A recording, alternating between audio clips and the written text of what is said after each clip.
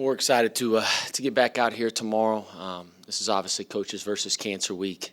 To help raise awareness and money to find that cure for cancer, which obviously is a horrible, horrible disease. Anything that we can do ever to support that. Obviously, we'll be wearing our sneakers tomorrow, and hopefully, we're going to honor everybody that's had.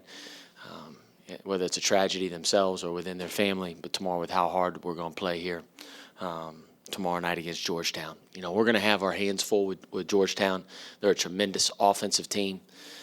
They're ranked 19th in the country in offensive efficiency. They score a lot of points. Coach Ewing is doing a terrific job putting his guys in spots where they can be very successful.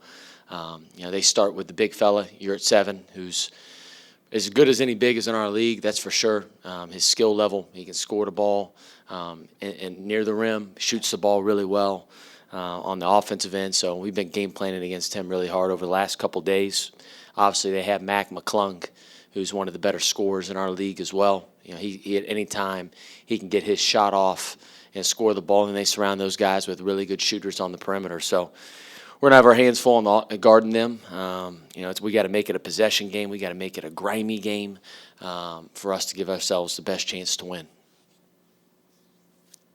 Travis, you and your team last year got to feel the effects of a losing streak and kind of the doubt and criticism that floods in when that happens. How do you dig yourself out of that hole? What do you think is the best way to do that? Just stay positive. The doubt and criticism, man, I have no idea. Again, I'm numb to all that. It's more about staying positive with our team.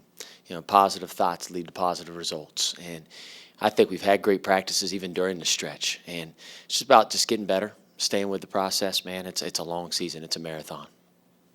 You said after the Marquette game that changes were coming. What changes might we see tomorrow? Shane, I don't know who will start for us yet. We opened that up to our Xavier Way. The top 5 guys in Xavier Way are going to be the starters for tomorrow. So that's to be determined as far as who's earned that. I'm not giving anybody any spot. They have to earn that right. And we've competed a lot over the last, since the Marquette game. But you're going to see a big difference, hopefully, on that. You better see a difference on the defensive end and on the backboard. Georgetown's going to test us. They're a really good offensive rebounding team. We have to block out. We have to be grimy. We have to play towards our identity. And I think we've gotten some stuff ironed out over the last, week. Has anyone stood out that has impressed you? Tyreek's been dominant. He's been dominant. And he hasn't been that dominant for a while, which has been good to see. So, Ty he gives our team personality.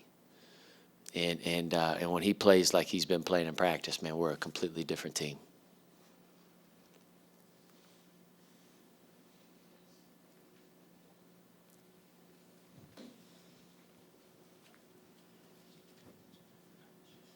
Watching practice sometimes, Kiki looks a lot different in practice than he does in games. I think he's very confident in practice. He's not shy. He doesn't look afraid.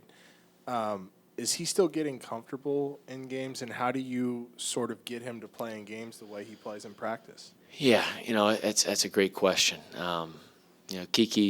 He gives us that scoring punch that we need, and we need that off the bench, that's for sure. Or whether he starts tomorrow, I don't know, depending upon the Xavier Way. But he didn't have the luxury of playing some of our non-conference games to kind of figure himself out a little bit. He just kind of got thrown to the fire, and he's kind of had to figure it out on the fly, which is, again, it's hard for any freshman, just in general. But when you lose some of those non-conference opponents that he could have played against and kind of gotten some confidence, it makes it a lot harder. But he needs to give us that scoring punch off the bounce and off the catch, which he can do both. And he's been more just shooting, maybe some threes in games, and he's just got to, again, he can do it. He does it in practice. He's just got to do it in the game. So we need him to step up. And it's not just Kiki we need to step up. We need all those guys too. Man up and perform a little bit better, which they will tomorrow night. Bryce hasn't scored since the Big East slate started. Is he getting the looks he wanted? Is it a confidence issue right now? I think sometimes, because obviously it's like you said, he knows that. You know what I mean? Like, and he's had some good looks, and he's got to knock those in. And sometimes the answer isn't getting in the gym more. I mean, he's in the gym every day. It's just staying. You got to be able to keep your confidence level though. And not your thoughts. It's amazing what can happen with your mind, right? Your thoughts lead to what you do and the results and all that. And you're just staying positive and sticking with it and being mentally tough, not thinking about it. Because I think sometimes the more you think about it when you get in a little bit of a shooting slump, the worse you become. Don't put any pressure on yourself. Just step into it. He's played basketball his entire life. Have fun first and foremost. Compete, have fun, get lost in the game. Then I think he'll make a shot. Last year, when wasn't as much depth, you are not a big fan of zone, but you guys played some possessions of zone. Do you think that's something that this team might do moving forward at all? Maybe a little bit. Again, our identity is going to be definitely man-to-man, and it has to be. And we have to be a heck of a lot better on the defensive end. That's why we're in the position we're in the Big East right now, is our defense. But at the same time, we will mix in a little bit of zone here and there. But during when we went on our run last year, we got rid of zone for the most part. We were about 99% man towards the end of the year, and that's who we are. So we'll sprinkle in a little zone here and there. Travis, sort of the same pattern has developed, generalizing in the four Big East losses. Get behind early, lose the battle of the boards, and maybe not. Even break even at the free throw line. What do you do to break out of that pattern? Yeah, I think the backboard is number one. It's about a level of toughness on your blockouts. And number two, it's just having the discipline to do it every single time, right? And because you look at a lot of the rebounds that we have, again, guys are running in from the perimeter and just running right by our guys. Our guys can't ball watch, right? You can't just let's follow the ball, the flight of the ball. You got to go hit your man and then go get the ball. So I think you're right on that, Andy. I think we've been really getting hurt on the glass, and then our free throw shooting, we got to be better. I mean, I know at Marquette, I think we went, to the line early in the game. We went 1 for 2, 4 straight times at the free throw line, and that's not good enough. You can't do that in these games, especially because hopefully we're going to be in a lot of close games. In the Marquette game, the turnovers weren't bad statistically, but was it the long rebounds off the missed threes, or trying maybe getting into a matching three battle with Marquette to try to get back into it? Yeah, I always say a bad shot's like a turnover, right? And it leads to a lot of transition. And that's what happened when they opened up the game there in that second half. We went bad shot, turnover, 9-point swing. They hit 2 threes during that segment, and then they had nail one in transition. And we got to take better shots. Again, that leads to runouts, and it hurts our rebounding because again, at the same time, if you don't expect your teammate to shoot the ball, you're not in position or ready to offensive rebound. We've been really working hard on shot selection, obviously taking care of the ball as well, which we've done a better job the last 2 games, but a little bit misleading in that Marquette game because I thought we had 20 bad shots in the game, which led to a lot of runouts.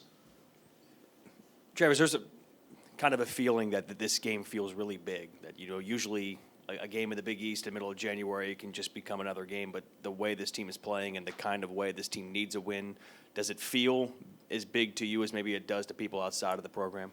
I mean, every game's big. I mean, we prepare the same for every single game, and whether it's the same amount of film or whatever we do in practice, but obviously it's a big one. It is. Hopefully we can get back on the right side of things. It's amazing, and I told our guys this, a couple of our older guys. Last year, we went through a 6-game losing streak, and we beat Creighton here at home, and we got a little fortunate in that game. We created a turnover late in the game and into regulation to kind of push it to OT. Then all of a sudden, it looked like we were a completely different team the rest of the year, and just amazing how one game can affect you for the rest of the way. It kind of spills over, a little domino effect. And we need the game. We need the win. We do. But again, I don't want our guys to play with any pressure at all. Play free, have fun, compete, do everything we can do in our control to win the game. That's with our effort. That's having a great attitude, being coachable, being a great teammate, and then we'll live with the result. I think we saw it last year how when you guys went through that losing streak, in a way, it kind of brought you closer together. Are there specific things that you're looking for in order to see if that's the case this year, if this adversity has brought you guys together in a positive way? Yeah, I think you look at a couple things. I think you look at the huddles. Our guys cheering for one another throughout the game as well on the bench. It's a little thing, but it's a big thing. It tells you a lot. Body language screams. Everybody's going to say the right thing, but your body language tells you exactly how they feel and what they're thinking. I thought, and again, that's got to continue to get better for us. Because again, adversity can do one of two things, right? It can splinter you and make you grow further apart, or you can get tighter. And I want us to have that us versus the world mentality, that our back's against the wall, and we're going to be ready to perform. That's it. Thank you.